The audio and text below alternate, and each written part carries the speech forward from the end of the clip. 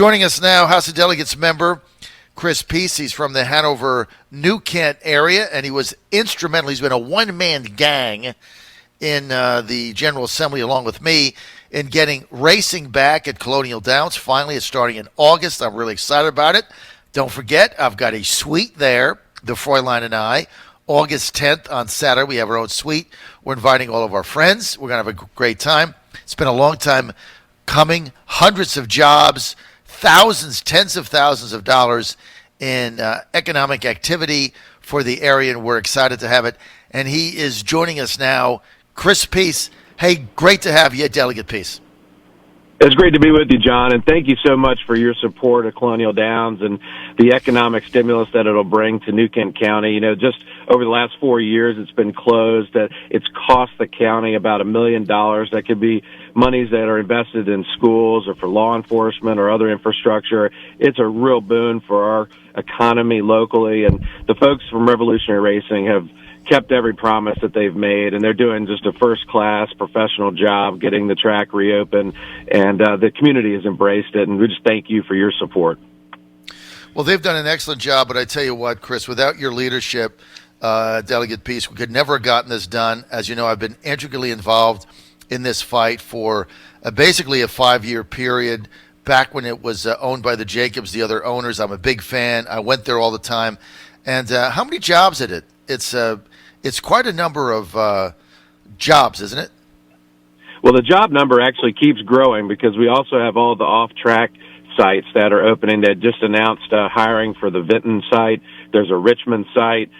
So this is an opportunity that is impacting the entire state. And I also give a lot of credit to Delegate Michael Webert, who was a co-conspirator, if you will, with me to try to help horse racing in particular statewide and all the local economic impacts that we benefit from, locally. So a lot of great things going on in our district, John. It's not just Colonial Downs, but, as I fought and won for a brand new emergency room that will be announced by VCU that is going to come to the New Kent, Eastern Hanover area. We've fought and won major road improvements, over $10 million for Route 360. If you're going to the river from Richmond, you go right through Mechanicsville and Hanover County. We've brought natural gas to remote parts of our district.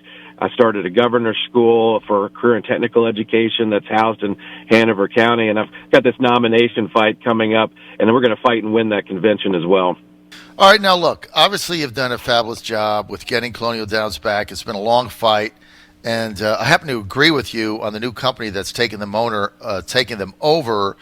All my interaction with Revolutionary Racing has been great. I mean, I think they really have an interest in doing this the right way, and the Jacobs really never had that. I mean, they never really had the bigger vision that RR has. So I'm kind of excited about that. Not to say anything bad about the other owners, but we got to turn the page and move on. I'm excited about Colonial Downs opening. And by the way, if you want to join my wife and I at our suite on August 10th, then you can certainly do that. Just text us, 757-692-1710. We'd love to have you. That's on August 10th, Saturday night, and we're going to have a lot of fun there in our JFRS suite, Trucking the Truth. So, Delegate, let me ask you this. So you've got a challenge for the nomination. It's a May 4 convention on a Saturday. We don't exactly know what time it is yet because that hasn't been, the call hasn't come out. But let me just ask you a question. So I've looked at all the other races in Virginia, both sides of the aisle, all the other nomination battles. Every single one except the Weasel deal with Carrico and Todd Pillion in Southwest Virginia is a primary. Why is yours a convention? Yeah, thank you for that question, John. That was obviously our preferred method, but regardless of the method, we're prepared to fight and win. We've got hundreds of people signing up, very well received in the district, 13 years of service. People recognize that we have solved problems, the ones we've just talked about, excellent constituent service, a real record of accomplishment over time, and I think that stands in stark contrast to my opponent's record. I have 13 years in the legislature, means I'm a chairman of a major committee. I'm a budget negotiator on the conference committee. We have a small group of folks who are upset about the budget last year. The irony is that 139 out of 140 members of the legislature reaffirmed that decision this past session, building on that base budget from last year, where there's more investment in our schools and for law enforcement and pay raises for state employees, infrastructure projects statewide. We're doing very well in Virginia, and I've been a part of that effort. I'm very thankful for our Republican Speaker, Kirk Cox, for trusting me, my leadership and common sense in the legislature. This process was chosen for us, and it's not the process we wanted, but it's a process we will win. How is it chosen? It is chosen by the Legislative District Committee. It's made up of 3 individuals, usually chairman of the individual Republican units. So there's a member from King William, a member from New Kent County, and the Hanover member has the majority vote of the committee. So your opponent, supervisor from Hanover, Scott Wyatt, was he part of the decision to choose a convention over a primary before he was an announced candidate? How did that work, Delegate Peace? Yeah, we had heard rumors that he was interested in running after just 3 years on the Board of Supervisors. He serves as the Hanover representative to the Legislative District Committee. He did not announce his candidacy prior to the convention being selected, but it is his vote that was cast by proxy to call for the convention, and then he announced his candidacy for office. So again, I'll just reiterate, we're running a very positive campaign on a record of results and solving problems.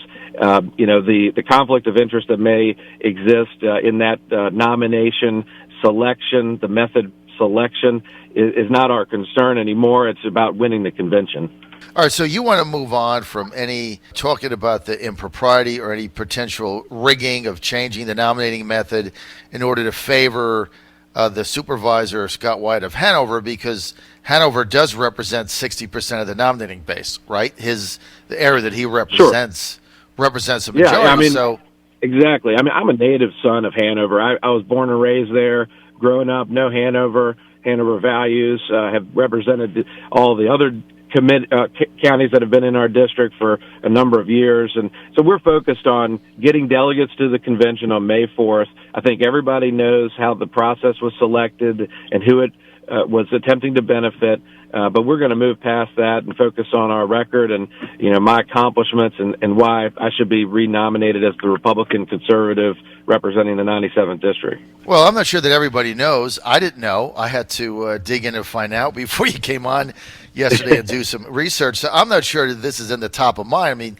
I'm just not in favor of conventions. I think if you want to have a challenge, it should be a primary and let the chips fall. Everybody certainly has a right to a nomination challenge, but I think the fact that Wyatt may have been involved in manipulating the selection process in order to benefit his candidacy before he was a candidate. I think he was an announced candidate, and then he tried to manipulate the system in order to get a convention. That, to me, it's still a conflict of interest, but at least it's transparent and open. It kind of feels like this was not.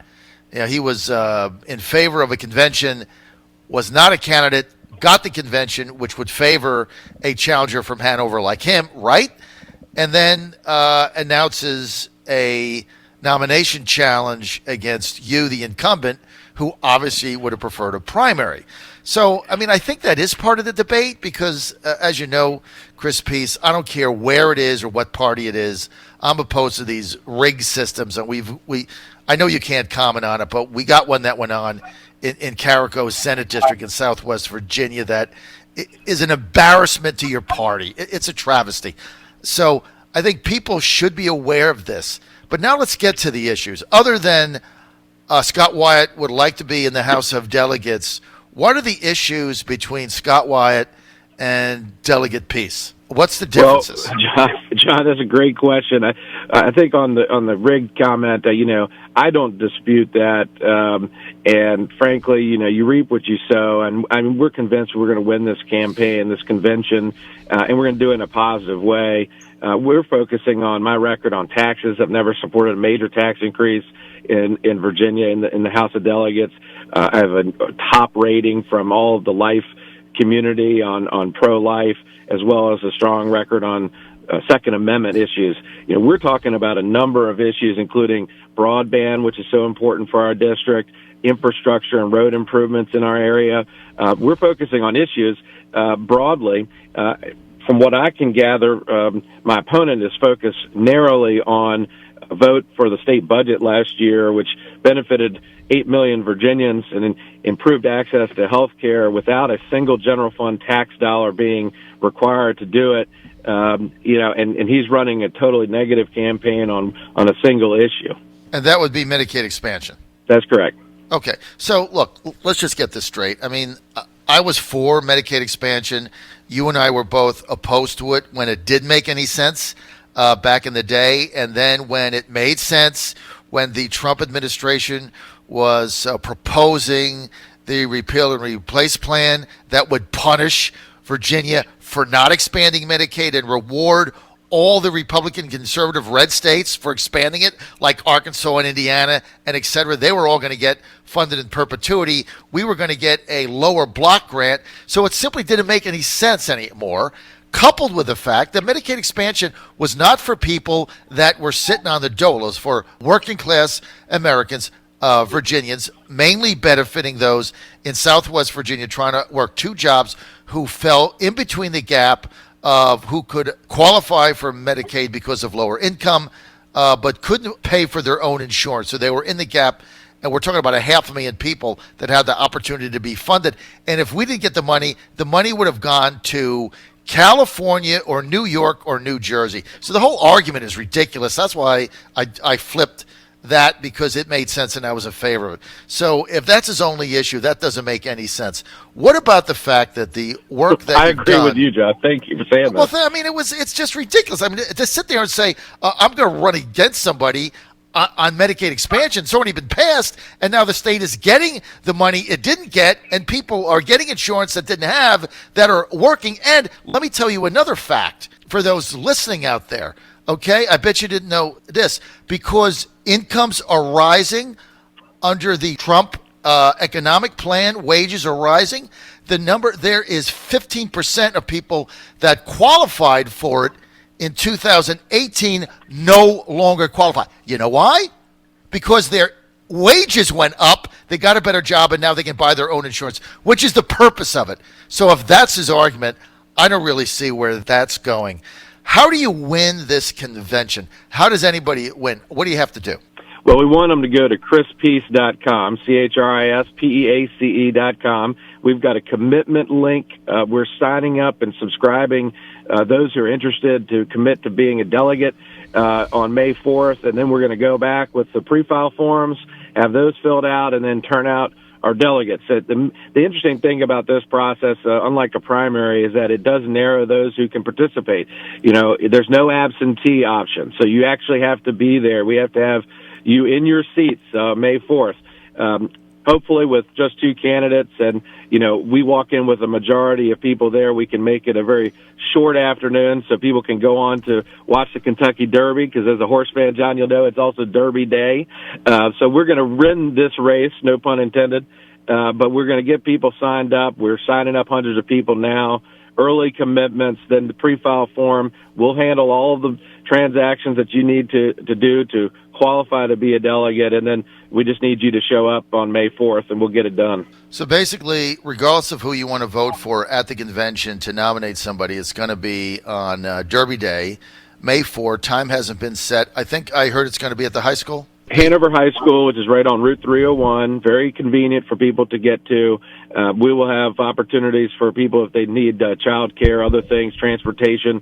We want to make it as easy as possible to participate, because it has been narrowed in terms of participation. If you're an older citizen that can't get out of the house or doesn't want to sit very long at a meeting, or if you're in the military, you're deployed, or if you're out of town, scheduled a vacation, there's no absentee. So if you're in town, we're going to make it as easy as possible for you to attend on May 4th. So, but you have to sign up as a delegate ahead of time, right? You can't. This isn't like a mass meeting where you can just walk in there. You have to sign up. That's correct. So That's how do you correct. do that? We'll handle that whole process. If you go to chrispeace.com, sign up on the commitment form for us, and we'll follow through with you at each step of the process. Go to Chris Peace. So you want people to go to chrispeace.com. That's Peace, chrispeace.com. And if you go there, you can sign up to be a delegate. And look, you have to get involved in this. This is an important race. If you're from the area and you're in favor of horse racing, you think that bringing Colonial Downs was a big thing, this wouldn't have happened without Peace. I mean, it just wouldn't have happened. He was the guy that has been on the forefront of this, driving it since its inception, and he's been an ally of mine in trying to get that done. Chris, Medicaid expansion, any other issue that Wyatt is different than you on other than Medicaid expansion? We're campaigning on positive issues. In my experience, my leadership role in the House of Delegates as a chairman of the General Laws Committee, a budget conferee, a ranking member of the Health Committee, good relationships in the legislature to get things done for our area. We don't need to go backwards. We need to go forwards. We need someone who can get things done when the district needs it. And, I'm that guy. People are saying keep the peace. I say give peace a chance. And, John, we appreciate your support and giving me the opportunity to speak to your listeners today. Give peace a chance. I like the moniker on that. Let me just ask you one question. Casino gambling and betting on football, basketball, baseball is going to be reviewed for 1 year. Are you in favor of that or not? Well, I carried the bill to establish the study for that process to unfold. Certainly worked with our friends at Colonial Downs who had some concerns about identifying and naming, prejudging, if you will, the sites for casino gaming statewide. The sports book was also part of that discussion. Other enhancements to lottery, fantasy sports, and online components to enhance gaming. There's a lot of national groups that can do and help JLARC, which is going to conduct the study, present an objective recommendation to the General Assembly, not just on the revenues that are available to the state, but also any social impacts. And so we felt that before we move forward past the instant historical racing that we brought to Colonial Downs, we want to see the full landscape. That also includes our Indian friends. I represent the Indian tribes, most of them in our district as well. We want them to be successful, but we need to look at it in a comprehensive, objective manner. We should get a good report back by December 1st for action in the legislature next session. It sounds like what you told me is you're in favor of casinos and you're in favor of sports book betting. You want to study it and then make a decision after that on how it's implemented. But it sounds like what I heard is you're in favor of that going forward. Is that my understanding? Well, I think everybody's saying we're not prejudging. We want to get an objective study and report back. The interesting timing of our conversation today, John, is everyone's filling out their brackets right now for the NCAA tournament.